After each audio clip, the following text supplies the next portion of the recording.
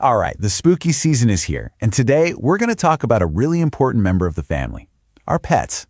We're going to break down how you can make sure Halloween is a genuine treat and not a trick for absolutely everyone. So you've got your candy bowl filled up, the costumes are laid out, and you are ready for a night of spooky fun. And you're probably thinking, my pet is going to love this, right?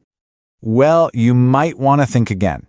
The truth is, for most of our furry friends, Halloween is the exact opposite of a party. It can actually be one of the most stressful nights of the entire year for them.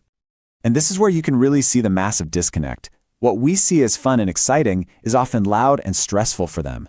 Those cute costumes and friendly visitors, to our pets, they can look like scary, unpredictable intruders. And all those delicious treats we love, well, for them, they're just dangers that create a ton of anxiety. So, how do we fix this? How do we bridge that gap? We're going to walk through a simple 4-part plan. We'll talk about the whole costume thing, what to do about all the chaos at the door, look at some hidden dangers you might not have thought about, and then we'll pull it all together into a super clear safety plan. Okay, let's dive right in with the big one, right? The costumes. Putting our pets in adorable little outfits is, let's be honest, a huge part of the fun for us. But is it any fun for them? And honestly, this is the most important question you can ask yourself. A lot of pets just are not comfortable being dressed up.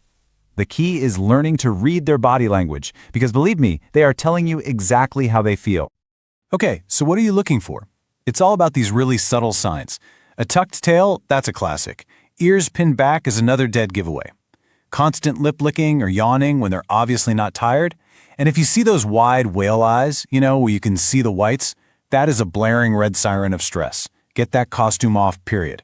Now, let's say your pet seems totally cool with it. You still have to do a quick safety check. The costume has to let them move around freely. It can't block their breathing, or their sight, or their hearing. And a big one, check for any little buttons or strings they could chew off and choke on. If a full costume is a no-go, here's a fantastic alternative that's just as festive. A simple, Halloween-themed bandana or a fun collar lets your pet join in on the fun safely and comfortably. No stress required. All right, costumes? Check. Now let's tackle what might be the biggest stressor of the night, the constant knocking and doorbell ringing from all those trick-or-treaters. Yeah, this quote really nails it. Think about it from their perspective. The doorbell, which usually means one or two people, is just going off constantly. And every single time, there are strangers in strange outfits on their turf. It's a recipe for anxiety.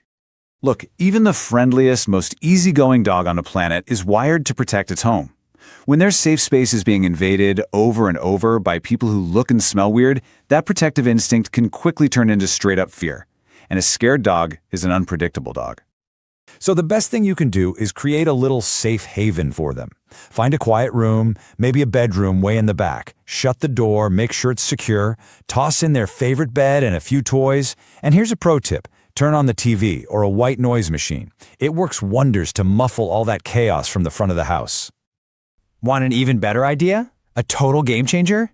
Take the doorbell out of the equation completely. Just sit outside on your porch or in your driveway with your candy bowl. That way, the doorbell never even rings. It's such a simple fix, but it makes a world of difference for a stressed-out pet. All right, so we've handled the costumes and we've got a plan for the door, but the dangers aren't just outside. Did you know that calls to pet poison hotlines actually spike by more than 10% during Halloween week? Let's talk about the hazards that are already inside your house. Okay, for us humans, what's Halloween without a giant bowl of candy, right? It's pretty much the best part. But for our pets, that exact same bowl is a minefield.